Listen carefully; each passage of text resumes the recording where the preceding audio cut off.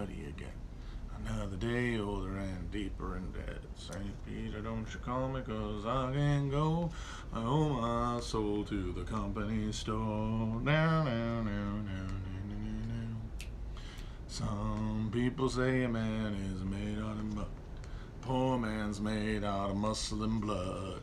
Muscle and blood and bone and steel, and the right one won't get you, then the left one will. All right, folks, how you doing? So, I know that a lot of people have said, after my post-election stream, when I laid out the case for the incurable deadlock between two purely culturally effective political parties that cannot be resolved by any appeal to material conditions, that that's black pill, and that that's doom scrolling, or whatever that means. And especially since I just kind of ended with, if something comes, it'll come from below, and I can't say what it is, it's like, god damn, that's a fucking kick to the Goonies. What? And while I still can't say how it'll happen or who will be participating in it, because that's going to have to occur in the moment, I do think now, having thought about it a little bit, that I have an idea, a sense of what the general shape of such a thing would be. So I could lay it out and give it a description of how I think something might emerge that people could keep an eye out for and involve themselves with if it comes into their view personally, not something that imposed about from me or something that exists now, that's for sure. But like just structurally, just to give people something to think about while they're trying to tend their own garden without getting too doom scrolled or whatever the hell.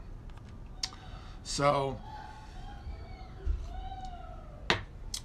let's go to the election. Let's start there. Looks like Biden has won. Looks like the threat of the Trump coup literally did just turn out to be him asking someone else to do it, and everyone being like, "Nah, things are fine. We would not like to risk either our lives in the form of like his supposed shock troops who are going to come and flood the zone and initiate the day of the rope, or their careers in the form of the people at the top of the political and judicial structure." And you might say, well, you silly person, like they have no consequences. I don't think that's true, considering how it wasn't close enough for that to be the case. It's not a Florida Gore Bush situation. There was no room for a real grab that would have been normalizable, maybe, not something that the snake could digest. And so it all pivoted away. So we're getting Biden. And I know a lot of people are breathing a sigh of relief. And some people are pointing to everybody who is breathing a sigh of relief and saying, aha, you cuck. You said you could say all you want about how you didn't like Biden and you weren't voting for him, but you are rooting for him. And that's the same thing. You're secretly, just through your discussion, the way you framed them, you're brainwashing your audience to vote for Biden. You fucking cuck. I knew it. And as to that, I say fair play. Because if the Democrats are the don't be an asshole party and the Republicans are the don't be a pussy party, I will admit, at that cultural level, I am a member of the don't be an asshole party, or otherwise known as a pussy. I fit the demographic. I went to fucking college. A middle-class white kid, went to college at the right time, had the right combination of life experiences to connect to the college experience in a way that conditioned me towards having certain social views about cosmopolitanism and things like that. And I know that those are,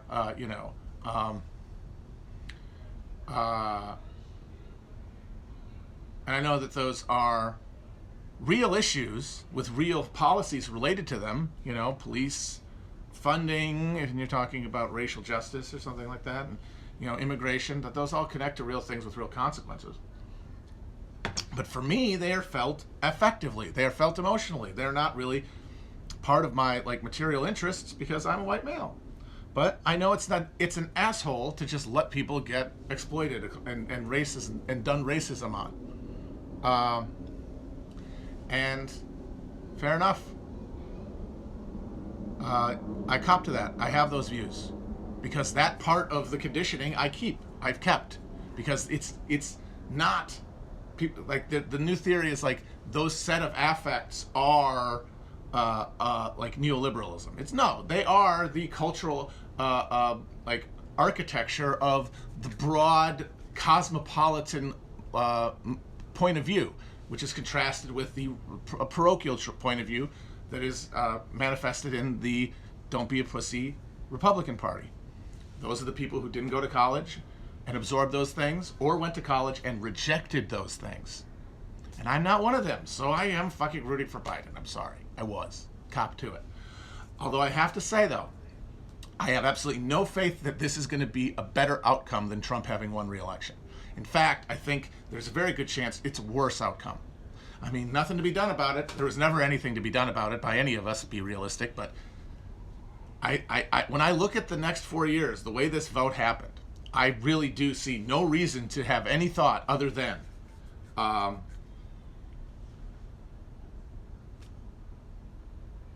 the divided government means that nothing of any consequence is passed beyond like the very merest like minimal amount of recovery money and such, and that we will allow ourselves to go through a second Cleveland term response to a crisis where we just sort of allow it to continue without any kind of significant government intervention. If we get any big legislation, it will be something like entitlement reform. The grand bargain that McConnell is waiting and salivating at the prospect of passing, in which with a Democratic House led by Nancy Pelosi, instead of a fucking crazy group full of Tea Party psychos under Boehner who wouldn't take a deal when it was given to them by Obama, they might actually be able to get it. Culturally, all the wars that we think are over are only going to get more intense and more annoying. I mean, I think that the particular keening whir of them will go down because Trump's not there to like keep the liberals psychotically activated, but just the general drift is going to ratchet towards more conflict, and there's going to be more police violence, and there's going to be more demonstrations about police violence, and there's going to be more political violence in general that people are going to spectacleize and assimilate into their political view, and it's going to harden things. And that means that those newly introduced Republicans who showed up, the ones who aren't just going to stop paying attention, are going to become more convinced of their Republicanness. But more importantly, all of the people who came up to stop Biden are in the midterm going to stop paying attention. You'll see another red wave like in 2010, and then a failure to recover at all from the collapse, unlike the fake recovery we got under Obama that was then covered with Obama's personal charisma and like narrative power to shape our relationship to the government. Just Joe Biden's rickety skeleton presiding over all like a fucking danse macabre.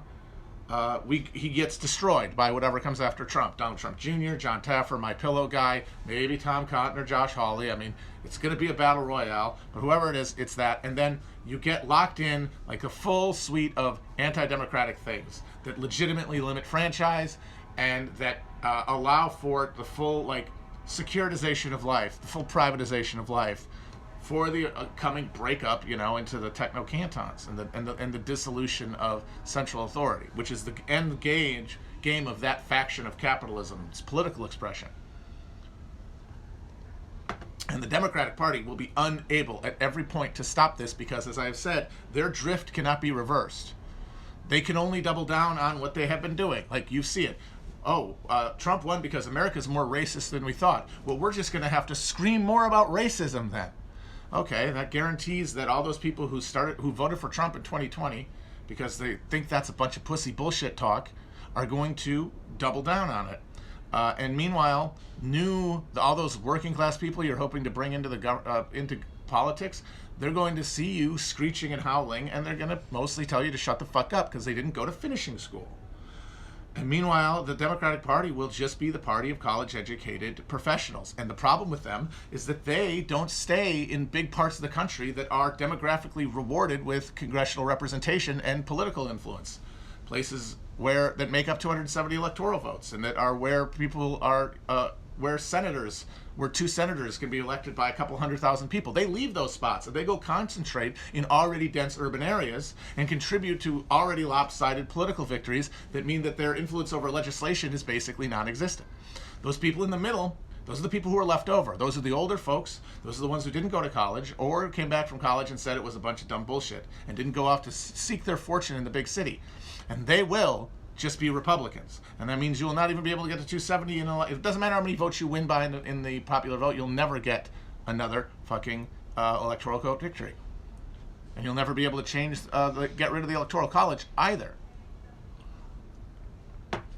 And the response will only be to double down on identity, because that's all that exists, and it'll all that exists for Republicans too. It's a mirror image thing. Like, they will be doubling down on identity. Like, all during the Trump administration, people have been complaining about how the Democrats and leftists in general are talking about identity too much. So was Trump, to a different group of people.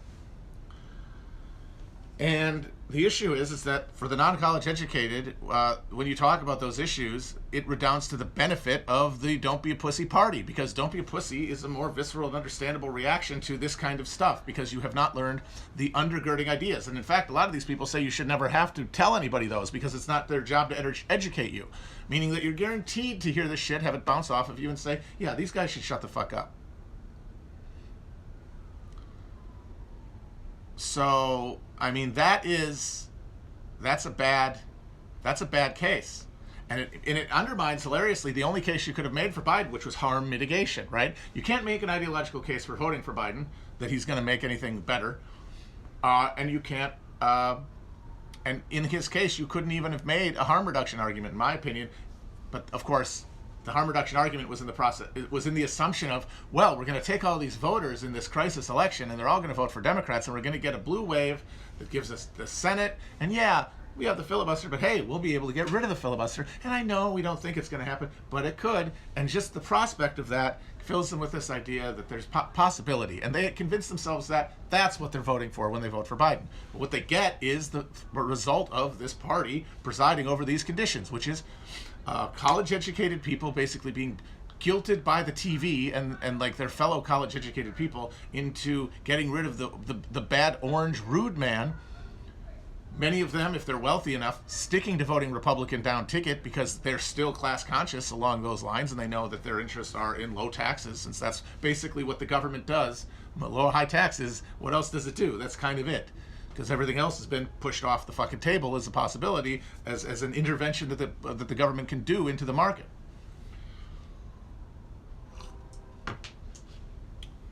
And they're either going to be doubling down on that cultural shift, or say, well, Trump's gone, now I've normalized Trump, so nothing's going to shock me anymore, and I'll just vote Republican again. You'll have those younger, ideologically committed Democrats who are either, class traders, liberal class traders who think that they're on the side of the downtrodden, even though the Democratic Party is a capitalist party as integral to the maintenance of capitalism and its exploitative system as the Republicans are, but they don't think of it that way. They think they're the party of the downtrodden because they're the party of minority views and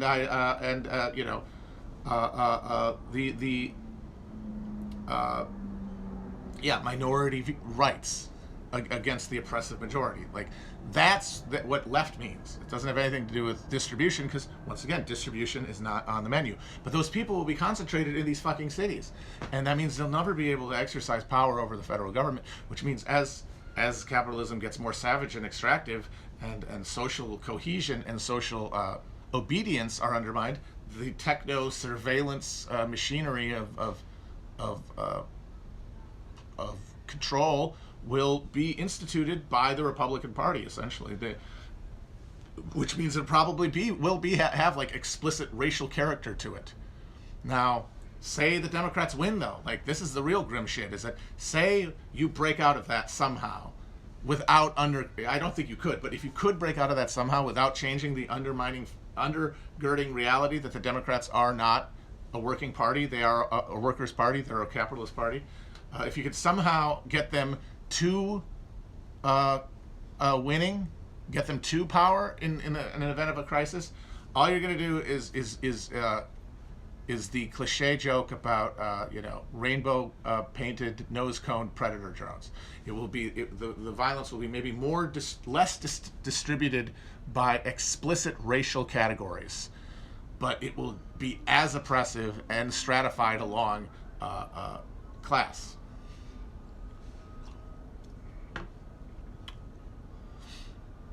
So, like, there's not even really a harm reduction case for Trump, because it all ends badly. Because say they somehow parlay a bad Trump response in the second term to COVID to, like, people just kind of shrugging their shoulders, be like, things are so bad and these are the only options, I guess we'll give them a shot.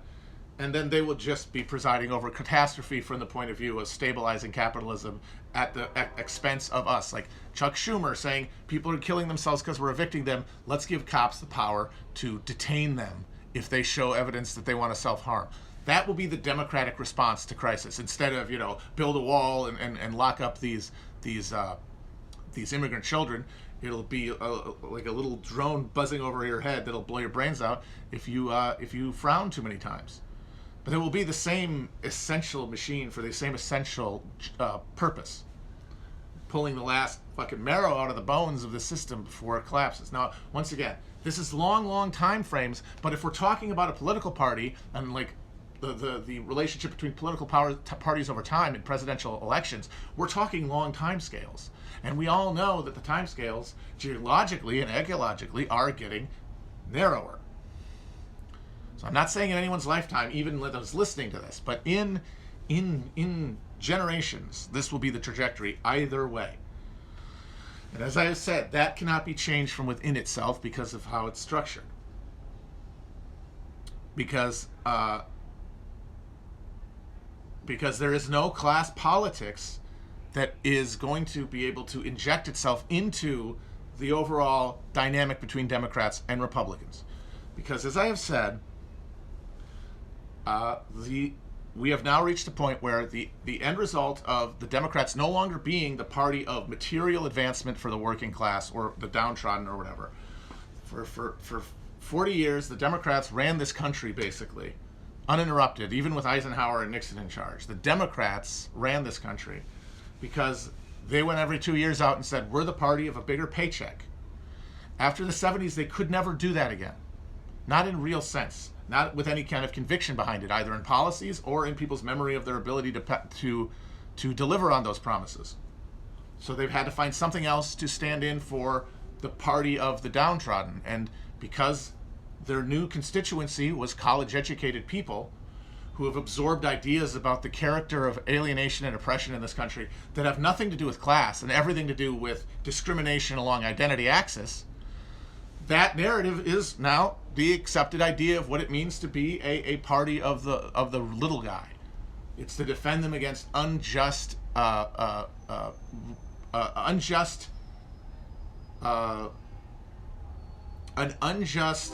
oppression that prevents one from fully participating in the market. Like, that's the real crime of racism and sexism and all other of the patriarchal boogeymen, is not any kind of violence against human dignity so much as violence against the ability of a human to engage in market relationships the way like everyone else does, for one's own personal pleasure seeking, as the homo economicus libertarian automaton that we're all supposed to be.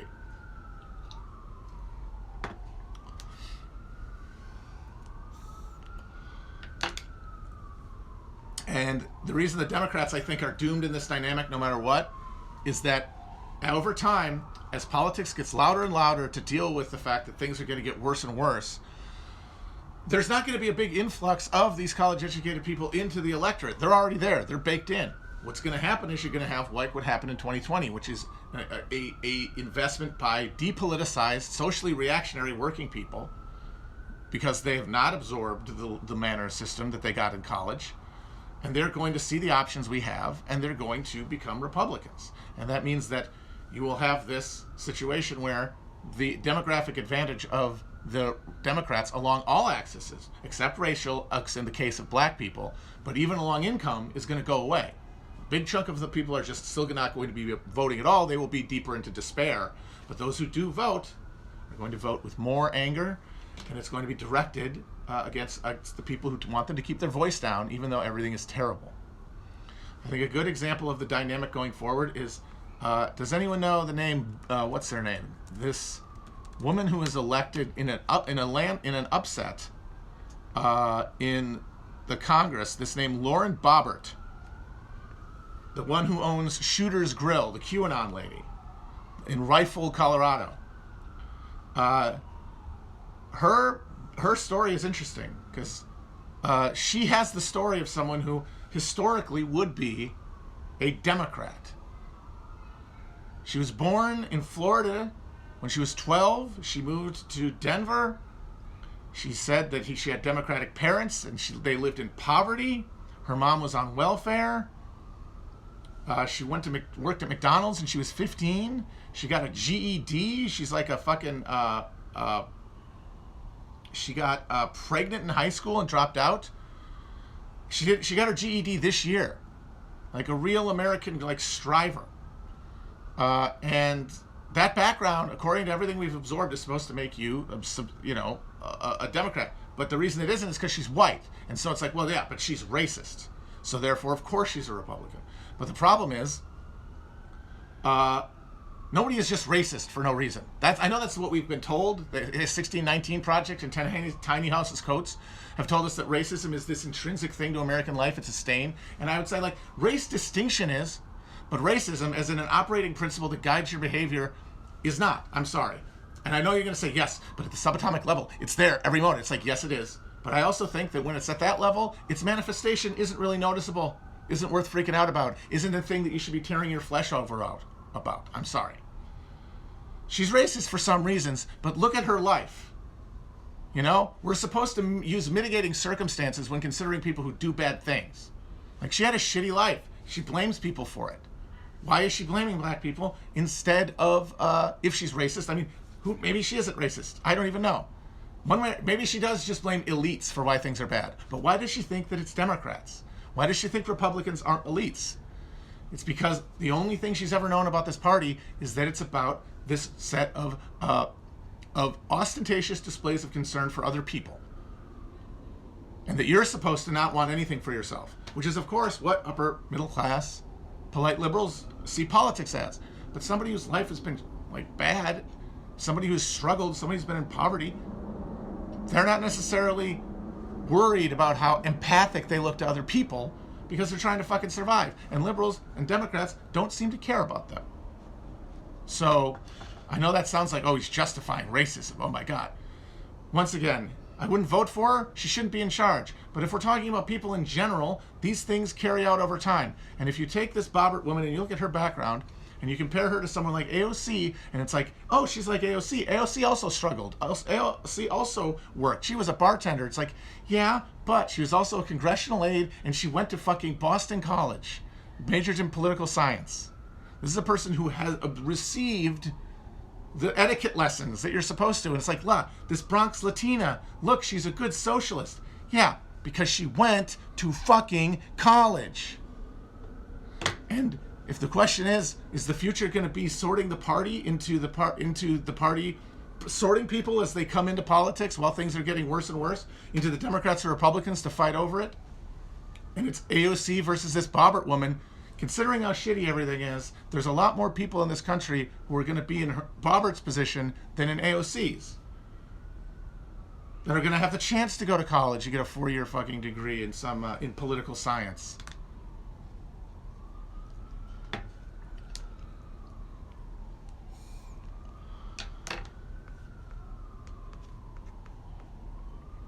So some people are like, why does he keep talking about college like this? There's plenty of non-college educated people in the Democratic Party, and there's tons of college educated Republicans. Of course there is. The reason I'm talking about college is because when we're talking about the electorate in general, we're divided into these demographic groups and then try to analyze their voting behavior, and we put those on top of one another, and it gives us a sense of like what people are, the politically engaged people in this country anyway, what they are politically, what they view, how they view things, and how like the experience of being an American is absorbed. And those are all things that people do feel about. Or those all are ways that people absorb things like college education, things like race, age, gender. Those things, income, all do. But the problem is in America, because we've got, thanks to our ability to spread broadly, or more broadly than historically has been the case, our lucre, after World War II, we created this thing that was kind of non-existent before called the middle class. This lumpen small bourgeois in America, or at least it became lumpen as we got suburbanized and atomized, thanks to media and geographic sorting. What was I talking about? Yeah, so our lumpen middle class, they are the ones who vote generally. So like this is the electorate. This is one of the things that always made fascism, like the question about fascism, sort of interesting, because that's Like, fascism emerged in the 20s and 30s as a way to counter working class political mobilization, and they did it by essentially mobilizing the lumpen bourgeois, the lumpen lower classes in Germany and Italy. The thing is, in America, there is no left-wing movement among the working class. The working class is politically inert. So it's all an intra-middle-class movement. Like, people say, oh, all these young men are turning into Proud Boys. Like, well, yeah, but they're not emerging into conflict with a working class line conflict. It's just it's a show off with other college kids. It's other middle-class strata kids. And the reason I think college is so important as the one demographic descriptor, not only because we're seeing things pull towards college very dramatically over the last couple of elections, but because of all those markers we're talking about, college attainment, gender, race, the only one of these that really gets even income, I would say, the one of these that gets closest to actually pegging someone towards class as it's lived in America is college. Because the thing about class in America is that even though our lives are totally determined by our class is not a lived experience, because we are not conscious of ourselves for the most part. Some people are, but the vast majority are not. We do not walk around conscious of ourselves as members of a class. We are much more conscious of ourselves as those other things, gender and racial. But college, having gone to college, marks you as having gone through essentially an ideological car wash. And most importantly, that because basically a ton of working class people's kids went to college after World War II and came out with professional jobs and moved from the working class to this middle class, this lumpen lower bourgeois. That means that a lot of people grew up in middle class homes, means their parents went to college, which means they absorbed college from their parents, and then they went to college, and then they came out having gone through the ideological car wash. And that means that they're somewhere in this middle class. Like, there are some who are going to jump way up, and like the rich, of course, send their kids to college, but also they're demographically irrelevant. But, some people jump up in income from before what they grew up from. Some people do rise from the working class to go to college. They are the minority, but they do. And then some of them go off to be very wealthy. Some have significant collapse. In fact, the whole generation of these millennials is all kind of nosedived. But they have nosedived back to sort of being in like a income or even working class relationship that is similar to people who didn't go to college, but having gone to college. And the reason that's important is because the experience of going to college creates your conception of yourself as a political subject. Either because you went yourself, your parents did, instilled those things in you, and then you didn't go because you didn't like them, or if you didn't go to college, you absorb culture, because everything that is made to be consumed in the media is made by and for people who went to college, because they are professional, because art is a professional endeavor now.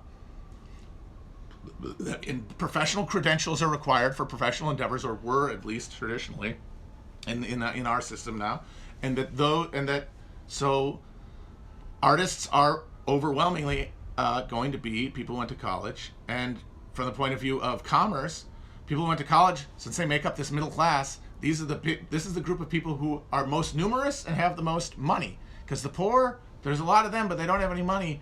And also, how do you even talk to them, since there's very few poor people who make art that is seen by the masses? And the rich, who, yes, they can be owning all these things, and they can have their kids, become actors because they're bored, but, Bill Gates can only see Aquaman so many times by himself, even if it doesn't cost him a lot of his fortune to go see the movie. You need a lot of people watching movies. You need a lot of people exposing themselves to advertising. You need a lot of people watching the shows. So it's all pitched to the middle class. So they're absorbing all these mores too. But the experience so everyone who is politically active, is what I'm saying, is that way because of their exposure to the psychological regimen the value system that is created by college. This is what Moldbug called the cathedral, and it's real. It's real. But the thing is that it's assumed that this thing exists to make people Democrats. And while it is true that that is the intention, I would think, of the majority of the people who make up the collegiate structure, that is not the full purpose. It creates political subjects. It creates people who see themselves politically. And now the people within it want to create Democrats, but because the experience of college is not, it's not a factory, it's a bunch of individuals going into it, all of them with individual life experiences, individual backgrounds, individual personal lived standpoints, whatever the fuck, however you want to put it. And that means that they're going to respond to these things in unpredictable ways. So that while college in this cathedral makes Democrats on purpose, it also by accident makes almost as many Republicans. Because they go to college, or they have absorbed college in their media, grow to detest those values, and then decide to hold the other values, the asshole values.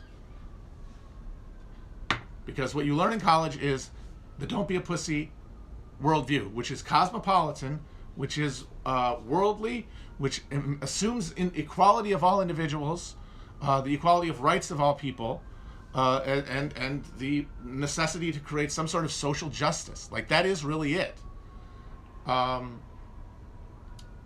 And a lot of people absorb those views and think, yes, that's good. A lot of people, and I think that broadly those are correct in abstract. The problem is that they are not, as they're encountered in college and in the culture produced by college, they are turned into this brittle list of personal virtues that are expressed through concern, not through actual policies that are going to help anybody.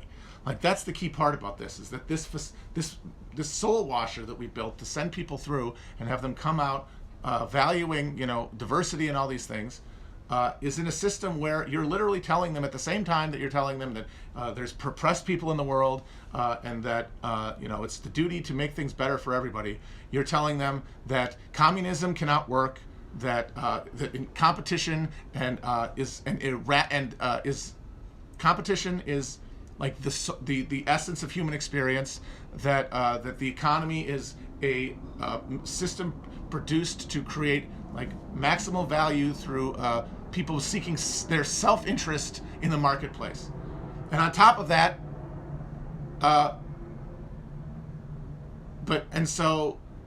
but in that system, in this system that is immutable, because remember, we're not teaching you any Marxism. Like, that's the big joke about right-wingers, is that there's a bunch of Marxists in the academy. Marx has been purged from the academy for decades. Marx is not taught as a serious option. Marx is taught as a historical curio and a dead end that didn't take into consideration such intersecting issues as patriarchy and racism and blah, blah, blah.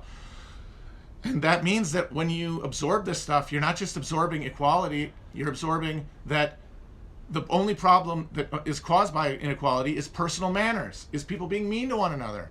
It's not systemic reinscribement of the social exploitation, because that's not the thing. Remember, society is not a system for exploiting. The society is not the haves sucking the fucking life force and species being out of the have-nots, exploiting those with only their labor to sell, by vampire-like sucking their surplus. No. It's equal exchange of desires across the equal marketplace.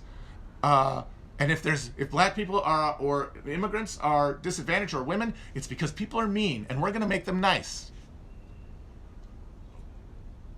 And that's not a viable answer. And people, you either ignore that fact because you're caught up in like the drama of either having experienced those oppressions and wanting to see them corrected, or being, if you haven't, feeling guilty that they're being done on your behalf. And either way, you have an emotional investment. If you don't have an emotional investment, like say you're a white male, you're more likely to go, maybe they're just less. Maybe they're just not as good.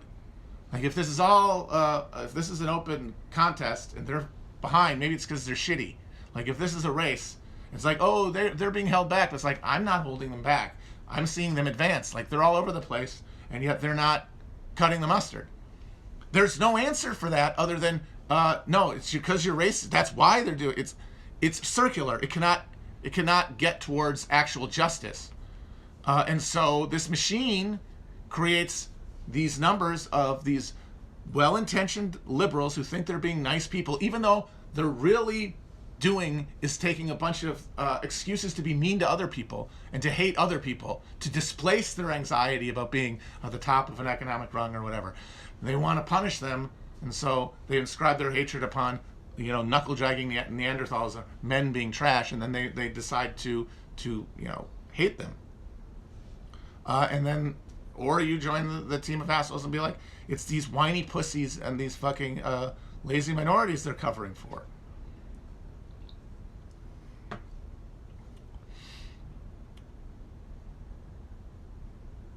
So, the way this works basically is that America has this weird middle class that's not distinct in its relationship to the means of production. It contains, people coin the term professional managerial class. I prefer lumpen petit bourgeois, because it's a very specific American flavor of this, where it is never gathered together into any self-conscious thing, because class was being abolished when it was being created as a concept that was lived by suburbanization and mass culture. And so no one has ever thought of themselves as a class, the way that like the small bourgeois maybe did in Germany. And so they have to be turned into aware of their place. Because the thing about these people in the middle class is that the broad middle class, the reason that it's such a weird category and it's such a liminal space is that they are not, as the working class are, purely exploited by the system. And they're not, as the ruling class are, pure beneficiaries of the extractive system. They are both largely victims and perpetrators. They might have employees, people that they hire on like a freelance basis or even as direct employees. They might, they're members of professionals. They're managers of other employees. That's a big part of it, is management. Like, you have people who you could fire, but someone could fire you. It is a liminal, it's a spot between. And this has always existed in every society, but in America, we've been able, because of the post-war boom and everything, we created this huge explosion of these things, and it created the need to create things like the bullshit jobs David Graeber talks about, because people had to have something to do. My God, we've got too much free time here. We got too much free time, and we can't just have people sitting around. They're going to get ideas. So everybody has to get busy becoming managers and consultants and all this horseshit. And then their kids live these lives where their parents and them are the experience of plenty boom and bust, the lean years and fat years, and the good and the bad side of being in this middle spot in the capitalist pecking order. But they're nonetheless they are being exploited, and therefore they suffer alienation, as the working class do. And that alienation at some point turns into, or can turn into, depending on how you experience it, can turn into something called class consciousness, where you're like, oh, these are not discrete symptoms of displeasure in my life. These are all epiphenomenal to a single, daily, moment-by-moment attack on my spirit and soul, which is that I have been denuded of my fucking species being at a basic level, control over my time on Earth, by unrequested, my necessary, my cursed, I am as a serf was bound to the wage relationship. And for many people that never occurs. And in the 19th century, like the working class, as Marx saw coming together, and then it was ratified to see come together later, the collective experience of coming to a city, living in a district of workers and doing the same job with other people, just the mere social exchange within that relationship produces a resonance of experience between people, a checking of notes that finds one answer. And then that is class consciousness. There is no mechanism to create that in America now. It was broken by the prosperity, really, of the post-New Deal era. So the people who were being born to the boomers and to the Xers, they emerge into a world that has been denatured of any kind of real class consciousness. And they find themselves in this, for the most part, these middle class people, in this liminal spot between the two. And so they might never put this in a class context, or more specifically in a political context, they might not ever think, oh, these things can be addressed by a political project. That's what, now, if you grow up around middle-class people, that's basically impossible. Like, as a kid, you learn these are political concerns. This is a political world. Your parents have political views. So you know the things that are good. Now, this is probably all a bunch of cultural epiphenomenal bullshit, like, you know, abortion, or if you're like the anti-abortion movement, you know, like all these people in the 70s, they're terrified of the fact that the nuclear family was being pulled apart, when it was being pulled apart by the fact that you couldn't have a fucking nuclear family anymore. You couldn't afford it. But we're going to put it on the blame of women wanting to be able to control their reproduction because they now have to engage in the wage relationship. Forget that. It's going to be abortion. So, like, even though abortion is a real issue that has real consequences, the reason people are mad about it, the reason it's a political football, is because they have a false conception of what it means. What they're really mad about is something driven by the economic system that undergirds it. But they can't see that because they do not have a fully formed political consciousness. College is where people take those generalized feelings of anxiety about society they might have as a young and idealistic person, especially if they are going to college. They think we're going to learn something about the world. And it's where they're given a form, because in college is when most people encounter for the first time concepts like communism, socialism, the wage relationship, you know, economics, that kind of stuff. And that is where they are then able to emerge and go, oh shit, damn, there's this whole thing about the economy and how that structures stuff. Wow.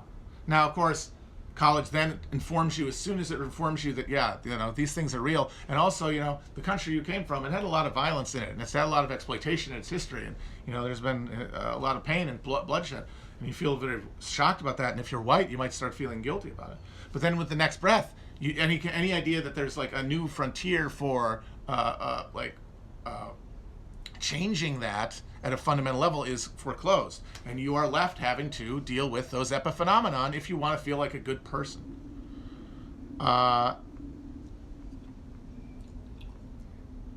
Because there's two ways you can learn about something like your class and what it means to be in a class relationship. Through experience and through instruction. And middle class in America, until recently, and now the ones who are out of college are the first to not experience that since the post-war era. Those middle class people aren't experiencing it because while they are exploited, it's masked. Their exploitation is masked by the fact that they're relatively well off, and they put it off onto other things. So that it's almost impossible for middle class people to get a lived experience without the intervention of instruction on what it means to be in a class. Poor people have but the thing is that while they have the lived experience of class exploitation, they don't, in this world that we live in now, have the ability to compare notes the way that working class people used to be able to too. And so that hole gets filled with, you know, whatever is in the culture around them, which ends up being stuff like, you know, Alex Jones a lot of the time, or other, you know, entertainment products that sort of fill in the void of that instruction that is not there if you did not participate in college.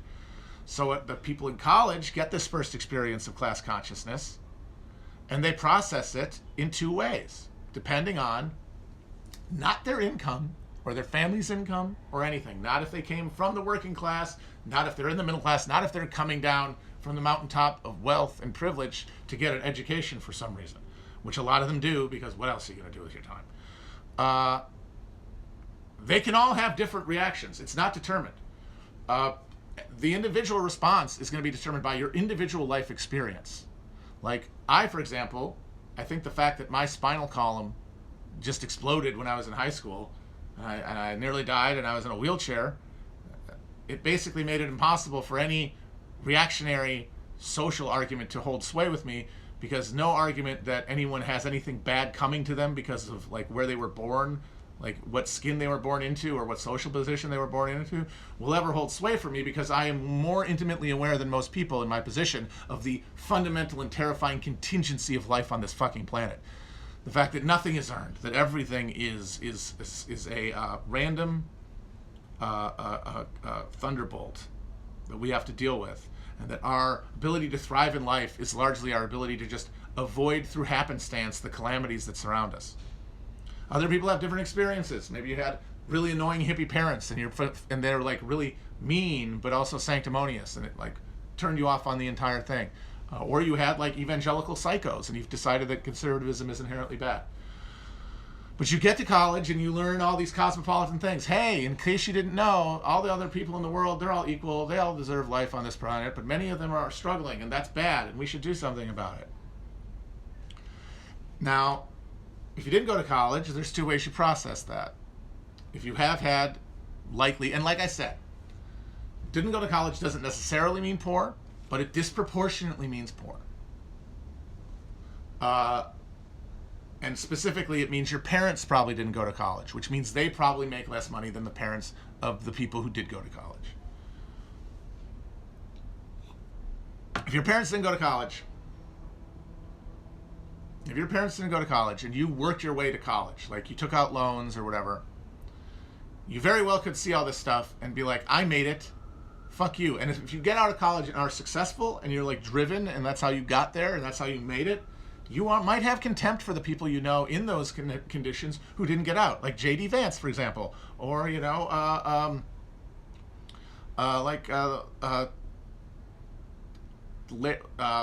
pull up your pants guy. You know, like I made it, they didn't. You know, like poverty doesn't ennoble the character. Like poor people, being poor sucks, and it makes people have a hard time empathizing with others sometimes, and it makes it harder it makes people mean sometimes. Not everybody, but it makes them mean people. And if you're poor and you're around mean poor people sometimes, you decide, fuck them. And then maybe you decide, you see all this stuff, the Democratic rapping, and you're like, fuck this, I'm a Republican. Or you say, yeah, I feel a kinship with the suffering of these other people. Once again, this comes down to the personal experiences you had that made you think that way. I'm broadly speaking a Democrat. I might consider myself a left-winger, but I'm a Democrat. And this is where I have to say that these are binary categories.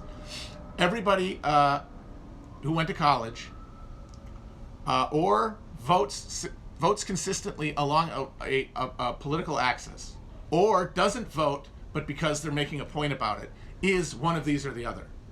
Because they're very broad, and they reflect the broad binary dynamic of American politics. They're Democrats and Republicans. A lot of people say, oh, Chapo, you're Democrats. And it's like, I don't like the Democrats. I didn't fight for Joe Biden. I never told anybody to vote for Joe Biden. But broadly speaking, I'm a Democrat. But here's the fucking plot twist, motherfucker. You are also a Democrat. Everyone listening to this, everyone watching this, I would wager, is a Democrat. Even if you didn't go to college, you have absorbed left ideology to the point where you're on that side of the cultural divide. You have the same sort of visceral responses to these cultural signifiers, even if you know they are cultural signifiers. Now, if you go to wealthier people who go to college, if for one reason or another they don't feel guilty about the fact that they're exploiting other people and that they're that they just suck, and a lot of people do, they harden their hearts one way or the other, or for one reason or another, they say, no, fuck them, they should be that way, and they're Republicans. But people who are wealthy and who do have like a human connection, haven't like forsworn that human connection, haven't decided to justify themselves, they become Democrats. But of course they become liberal Democrats because they're never going to want to get rid of class hierarchy because it benefits them. They are much more likely to decide, you know what, class is always going to be there, but racial discrimination and all these inequalities, we could do something about those. Just so happens they don't really do anything about me, except what? I might have to pay higher taxes. At the end of the day, rich people can always afford to pay more fucking taxes. And then you've got the middle class, where they experience life and their parents experience life both exploiting and exploiting, or not, or their exploitation is not felt as class exploitation. And they might come aware of the very idea that they're class exploited in college and be like, whoa, how do they respond? That boils down to whether they decide to feel a kinship with the working class, even if they aren't technically part of it, or they are, or they decide to disdain the working class and adhere in their heart to capital for specific personal individual reasons. But the thing is, you get these might be random, these might be a happenstance within an individual, But over large groups of people, they sort into broad categories and broad worldviews that people hold. And so you shift these working class, these college educated middle class people into sort of in their hearts working class people, whether they are or aren't, who believe they're part of a project with other working class people to get rid of all the racism and the bad stuff. Or maybe if they're more radical, get rid of capitalism, either through the Democratic Party or defeating it, but maybe voting for it strategically sometimes. And then you've got the ones who decide, yeah, no, my dad, he worked his ass off to become an insurance salesman, and yeah, his boss rid him, but he wanted to get good work out of him, and then he took over the bossship, and I could be the boss someday. And those become Republicans.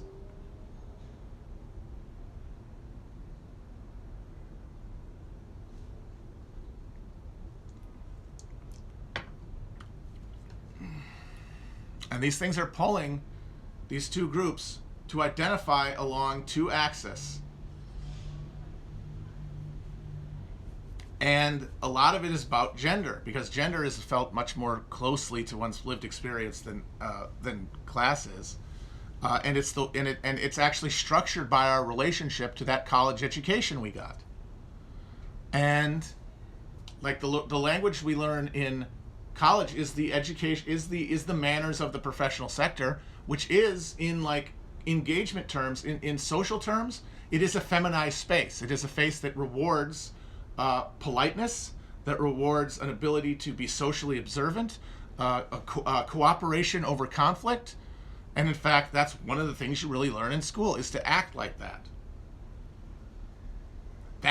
And so women are more likely to find that agreeable because they have been conditioned to be like that because of gender expectations. Men are going to be less comfortable with it, so that helps split this atom. This means that men are of all races, are more likely to go through that process and come out as Republicans, and women are more likely to come out as Democrats. And then you've got the men who identify as, with that working class, with those oppressed people. They're more likely, they're going to be male feminists, they're still being Democrat. And then women who are like, feminism is stupid, are going to follow the men to the Republican side. But the leading gender split is in that direction. So in all cases, it's going to have people of every group, but I'm talking the polls where the things demographically aggregate into parties that are going to then vote and determine the outcome of the fucking political system.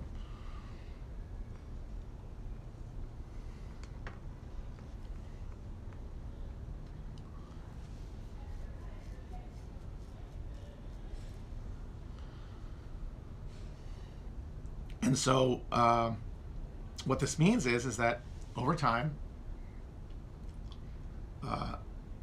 these working class people who have not gone through that process of coming into full awareness of the virtue of this specific cultural etiquette are going to be brought into politics by the trauma of the moment, offered a choice between vigorous resistance of formalized nicety and a series of elaborate social demands, kabuki abnegations that have no goal, that have no benefit, because that is the key point to all of this. This is the thing that's going to drive the Democratic Party into oblivion, is that all of this stuff, while self-evident, the virtue of which is self-evident to people who went to college and adhered to the democratic worldview, the people who said yes to all those things about inclusivity, and yes to all those things about privilege, and yes to all those things about the need for diversity and voices being heard and all that, it all makes sense to them, and the way that it relates to human flourishing makes sense. But if you have not encountered it at all, let alone rejected it, you hadn't even had the chance, or, this is a lot of cases, you would reject it through viewing it through the culture and the media and saying it's sanctimonious bullshit, because you have not been absorbed into it. When you see it, all you see is a demand to be quiet, all you see is a demand to be nice, all you see is a demand on you to behave a certain way for no benefit to you, the benefit of someone else. And why you're supposed to care about them, you could get there, and you could even get to a point where, hey, helping them helps me, if you go through like a whole political awakening. But Americans aren't doing that if they're being asked to fucking fill in a form every 4 years. They're going to see the thing in front of them, and they're going to be respond to something that if they went to college and said fuck this, or they didn't, they saw it in the culture and said fuck this, are going to say fuck this.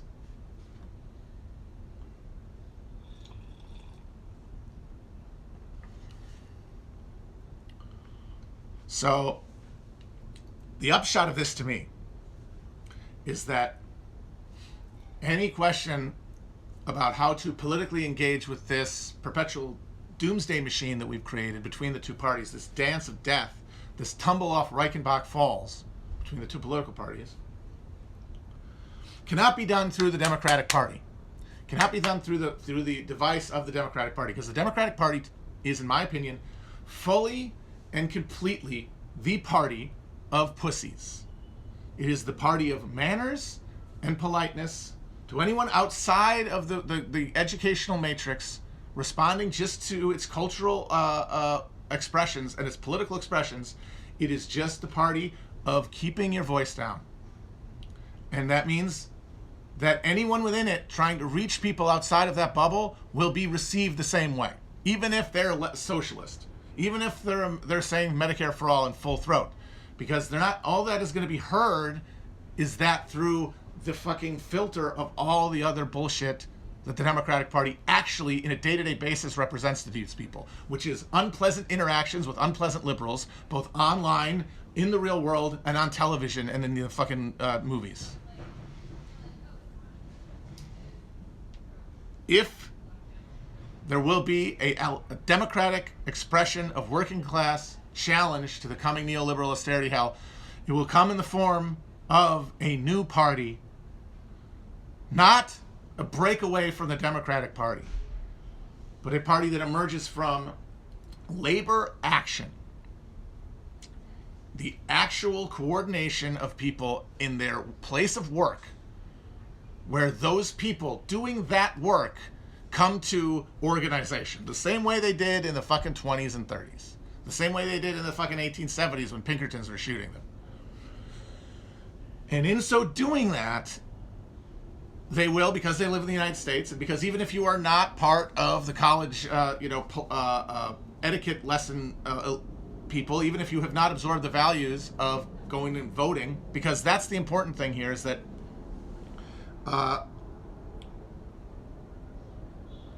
you say, like, well, what about all these Dem to Trump? What about all these Trump to Dem white people? Aren't they Republicans? Didn't they say fuck the pussies? It's like, yes, they did. But the thing you're getting from college isn't just the content of the cosmopolitan worldview. It's the container, which is objective reality, which is norms and institutions, which is the Constitution means something, and the presidency has meaning, and voting has a worth. That's why you do it. And that means that when Trump shows up and does his clown show for 4 years, even if you are not really that attached to the fucking Democratic Party, even if you are, as a Republican, adhered towards a policy of keeping your taxes low at all costs, you very well might decide, okay, this is too far, especially when the other option is Joe Biden. That's why people are mad at the Biden, that the Democrats for doing what they did and pitching themselves to suburban Republicans. I'm sorry, but it was their only play, because the Democratic Party, unless Bernie had been the nominee, and even then I wonder, would have been able to break through that. And so the only voters they could realistically get were them. Now, what they didn't anticipate is that a bunch of these working class people would now come into the electoral process and say, fuck you pussies. That's why they're owned. But their general strategy was the only one they could have pursued, because this is not something that is chosen. This is something that is predicated by the algorithm of the party and by its demographics. So those Trump to Biden voters, they never bought into all the fucking stuff about lived experience and reparations and shit like that. I mean, that's why they voted down ticket Republican. But they do think that Trump is a bad president and an erratic president, and therefore should probably get out of there and get a nice quiet guy who's not going to get everybody riled up all the time.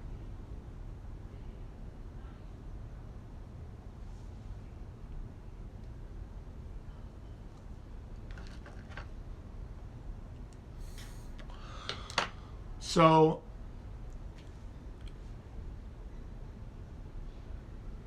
anything in the Democratic woodpile, anything coming out of the Democratic branding is going to be by and for those people. And they don't know it.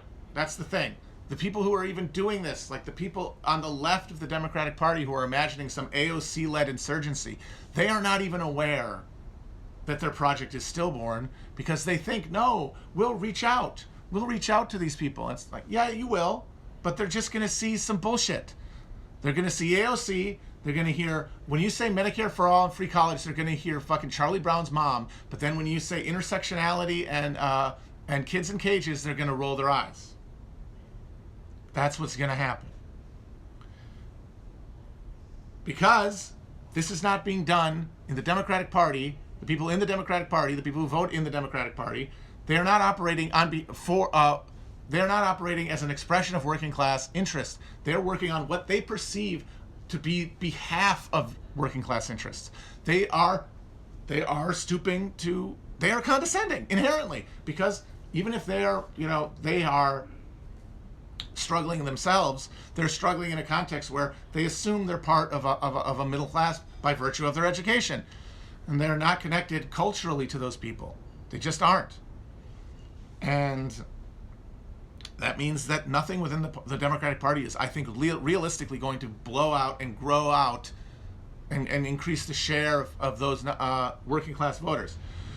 It's going to get some of them, but I think it will not change the drift, because this is all about big numbers and about drift over time. It's not going to change the trajectory. What might happen is that working people might realize that they can fucking organize their workplaces, the ones who still have workplaces, and then because they live in America and they know that this is a political country and they've realized, oh shit, voting, yeah, that's the next step. Because they're not going to go to revolution. I'm sorry. Nobody's going to skip this. If you're like, hey, maybe I can do politics, and there's an option of voting and maybe doing things without having to get your head cracked open, most people are going to take it. So just yelling at them that it's not going to work and that you're being sheep-dipped into electoralism isn't going to work, because everyone's going to take the ballot over having to fucking shoot somebody or get shot, because they don't have any assumption it's going to work. They have not been conditioned, as the people who believe in that, those vanguard partyists, they have not been conditioned to believe that. They have not come around to the realization that electoralism is useless. They have to come to that realization. So they're going to try, sorry. And that means they're going to build a party. And it's going to have people who are went to college in it, but not coming down from above as organizers. Maybe media figures might inspire, not me for Christ's sake, not nearly famous enough, but maybe somewhere down the line somebody will run some sort of third-party insurgent campaign that galvanizes people, and a party will emerge semi-spontaneously from the working class. It will not be a spontaneous anarchist organization. It will be structured as a Leninist party should be, I think. And it would come from the intersection between a working class and an emergent party activist base organically. Now, I'm not saying that will happen, and I would in fact still say it is highly unlikely that it even gets off the ground, let alone has any chance of successfully challenging for power. I do think, though, that if there is going to be something that emerges from those grassroots I talked about the other day, that's the form it will take. It will have to be a new party. An explicit working class party that does not emerge from some split with the Democrats and is not constituted at the top level by Democratic operatives or Democratic politicians. So, is that still, I guess, is that black pill? Is that brown pill? I've at least expressed, a possibility. But, a lot of people who hear third party, their sphincter wraps up, and mine did too. That's one of the big reasons I kind of rolled my eyes at people who got mad at Bernie for not running third party. It's this system is designed for two parties. It cannot be broken. The Constitution itself necessitates it. And so I said, forget about it. But there is a historical precedent that might give some hope that things might be a little different. And that would be, hilariously enough, the Republican Party. Now, the Republican Party emerged not from the breakup of the Whigs. And that's one thing that we're not going to have on our favor. I don't think the Democrats are going to break up anytime soon. But the Whigs broke up because the Whigs, like the Democrats, for years were a party that was broadly national, although there were far fewer Whigs in the South than there were in the North, but there were Whigs in the South. Whereas the Democrats were more numerous in both places because, well, they made up the gentry and the labor and the white peasantry of the South. They made up the urban working class of the North as well. Whereas like the smallholders were generally the smallholding like craftsmen were split between the parties, and the Whigs were largely the party of work, the emergent middle class, the emergent classes in the cities, the people who worked in the new like proto-capitalism and staffing things. The rude mechanics and or not mechanics were actual laborers, but mudsills, I guess they were called, like clerks, the kind of people that the Southern aristocrats despised. That was the Whig Party. And the Whigs and the Democrats both had a policy for years of just ignoring the sectional question of slavery because they didn't want it to lead to a fucking civil war, and that was okay because it wasn't a salient issue to people. And the Democratic Party in the North was largely bereft of anti-slavery sentiment for a long time because for Northern workers and Northern farmers, slavery was a material issue. They didn't really care one way or the other because it wasn't happening there or to them. And since that was the case, they really just wanted abolitionists to shut up about it so that it didn't fucking lead to a war they didn't want to fight. In the middle class, there was opposition to slavery, which made the Whigs like a less pro-slavery party than the Democrats were because it had this middle class base that objected to slavery on ideological grounds. Slavery was bad because it was the enslavement of people, and that drove the conflict for a long time. But then, with first annexation of Texas, and then bleeding Kansas, and the question of slavery and its expansion became material to the workers of the North because everyone sort of understood at a basic level that, as Lincoln said, the highest divided against itself could not stand, and that if the sectional tiebreak was ever broken in the favor of slavery, it would mean that slavery would become it would be across the entire country. It would be brought into the North. Just as the South was certain that if the deadlock in the government broke the other way, which it did in 1860 and caused the secession, that slavery would be done away with. They were both certain of this. And so once the balance got threatened by the question of Kansas, the issue of slavery became material to the working class of the North. And they said, fuck, I don't want to compete with unfree labor. And so that led to pressure within the parties. And the first to crack was the Whigs, because the Whigs were, because they were more middle class, more ideologically opposed to slavery, which means their ire on the question got hotter, faster, and meant that the ability of the Whig leadership to hold together the sections became attenuated. And so, in the early 1850s, it broke up, and the Republicans emerged as essentially the Whig Party's platform, but explicitly anti-slavery. And it was originally staffed mostly with former Whigs. And it competed in the 1856 election for the first time, and because it was a new party, it went for star power with its nominee. They nominated John C. Fremont, the Pathfinder, who was a very famous explorer and freebooter who had done, I think, he explored, like Colorado.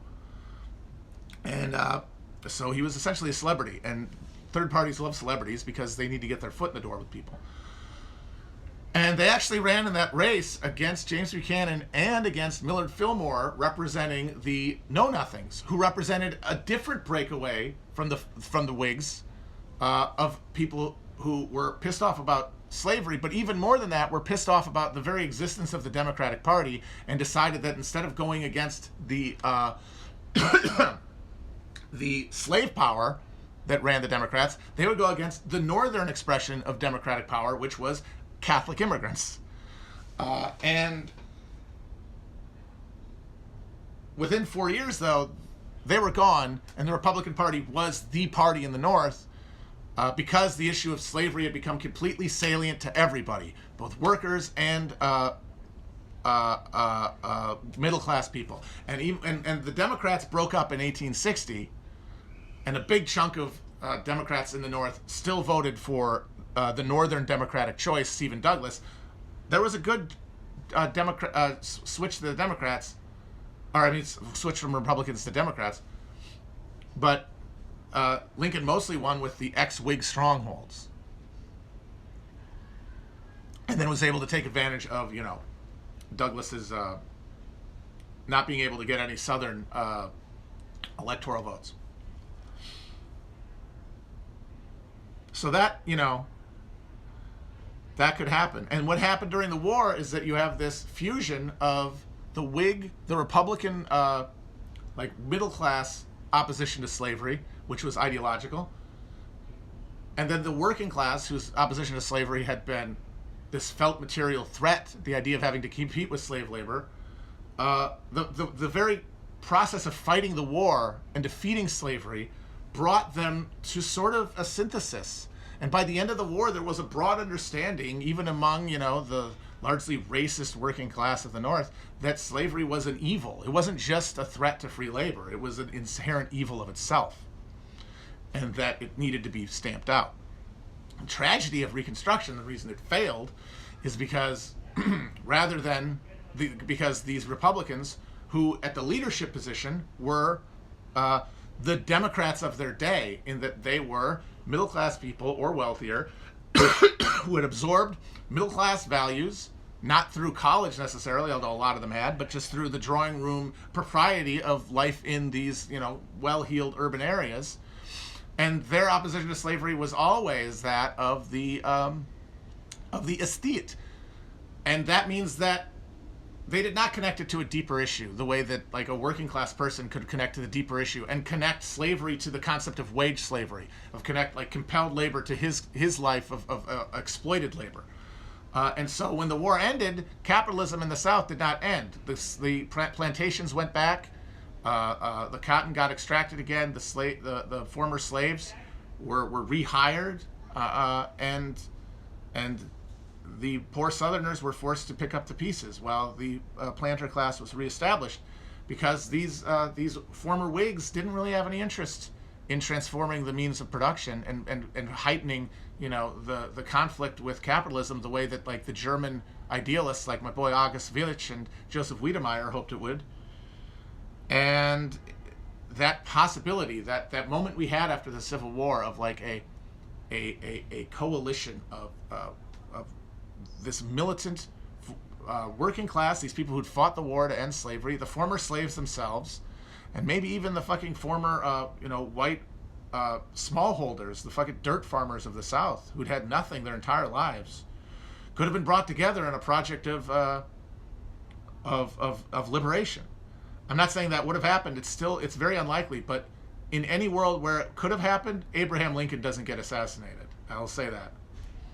But even if he doesn't get assassinated, the overall issue of the fact that the Whig Party, which drove the caboose of the Republican Party that became hegemonic in the post-war world, was not fundamentally working class, and therefore did not have any interest in furthering the conflict with capitalism, and in fact reinscribed capitalism and just instituted the Whig program, which was Hamiltonian developmentalism, but in the context of the massively accumulated capital that had emerged from the Civil War itself, which created an industrial behemoth that destroyed, that became this oppressive force on the broad working class. And that is why you don't want to see the Democrats doing any of this, because if they're riding the thing, it'll be another middle class exercise in aesthetic morality. But there are examples of things like that emerging, and I'd say the Populist Party is probably the closest we've ever seen to something becoming just sort of sweeping out through like mutual cooperation in the face of exploitation and hardship. But eventually they were absorbed into the platform of the Democratic Party, which is kind of inevitable. But honestly, I gotta say, the Democrats could collapse like a house of cards. I mean, it's not in like some of these suburbs, but I think that that their failure is going to be pretty dramatic. And a lot of people who are very keyed up right now are going to be very, very mad. And I don't know where it goes. Like I said, it probably doesn't go anywhere. But it might go to somewhere. And if it does, it'll be an emergent party, I'd say. Because that's how people are going to express themselves in America. Because that's what politics will mean to people who are being brought into it. Not by book learning, but by lived experience and cooperation. And if we could do that, we might finally have a party that the post-war Republican Party could have been, and that a lot of people like Marx and certainly Willich hoped it would be, which is a party of labor that would have, in my best case scenario for a more successful Reconstruction, have gotten rid of the U.S. Constitution and created a new refounded American political structure that would abolish federalism entirely. I think that any hope we had to not be on this trajectory would have required that. And I really do think that, like I said, although there's no guarantee it would have worked, it probably wouldn't have. I think that the assassination of Lincoln is one of those rare, contingent, and consequential moments in American history. But if we ever got a party, it would be a party that will take up the banner that the Republicans should have held, which was to take the war against slavery and continue it against wage slavery, the way that Bukharin wanted to take the Red Army after World War I and turn it into a people's army against Western imperial capitalism. The difference, but it didn't happen. And honestly, one of the big reasons was that after 5 years of war, people were fucking tired. What we need, the way this is going to happen, like I said, I don't know what it'll look like in terms of real structure or specifics, but if it occurs, it'll be because enough people will have found a way to motivate themselves towards a collective good not through reason, not by logic, not in order to performatively demonstrate virtue to other people and alleviate themselves of their own anxiety about their class position and the amount of exploitation that they benefit from in this world, but because they truly believe that their lot is tied with others to such an extent that they can abnegate their own narrow interests. And it's to that point I would like to read something that one of my favorite people in American history, Eugene Debs, wrote in the socialist newspaper Appeal to Reason in 1907 about John Brown and the need for the spirit of John Brown to return. And I want to say before that I read this, that when I say we need like John Brown as an example, as I've talked about, I do not mean any of the violence that he carried out, which is what people like. Let's be real. People like John Brown because he cut the heads off of slavers, and they think of John Brown and they imagine themselves like beheading a Proud Boy, and they feel like this violent fantasy that they have is virtuous. That's what it is, and I'm not talking about that. Like, I think anybody who's observed America knows that like any kind of exemplary violence is not going to motivate any sort of titanic conflict. It's only going to be absorbed as entertainment and as content, the way that everything else is. So, I'm not talking about violence. I'm talking about a spirit of commitment. John Brown's violence was in the context of a strategy of ending of slavery, which was broadly correct in that he saw that there was a standoff between sides in which no one on the North cared about slavery enough to commit enough to create a genuine point of conflict with the South. The South was pretty confident up until leaving Kansas that they would just eventually take over the government. They were on, because there was an asymmetry of interests. In the South, you had an entire an entire ruling class devoted to slavery at a fundamental level. A culture, wealth, everything was about slavery, and a white society that was all built around slavery in the lowlands anyway. Surprisingly, in the hills where there weren't plantations, there was a lot less slavery and weirdly a lot less support for the Confederacy during the war. And for some reason, I don't know what it is. But in the North, like I said, it was largely, I just don't want slaves competing with me for labor. You had some abolitionists, those Whigs I was talking about, and people who were too hardcore for the Whigs, like the Liberty Party people and the Free Soilers, who said, no, fuck you, let's end this thing. But they were always considered annoying. Like Northern Democrats hated abolitionists because they thought they were going to create a war that they didn't want to fight because they didn't care about slavery. But as the question of expansion became more central, and the investment of the South in expanding slavery and therefore expanding their control over government became more powerful, that changed the math in the North, but not enough to make anyone cross the fucking boundary. Because at the end of the day, it was abstract to people. It was not abstract to John Brown or the people who rode with him.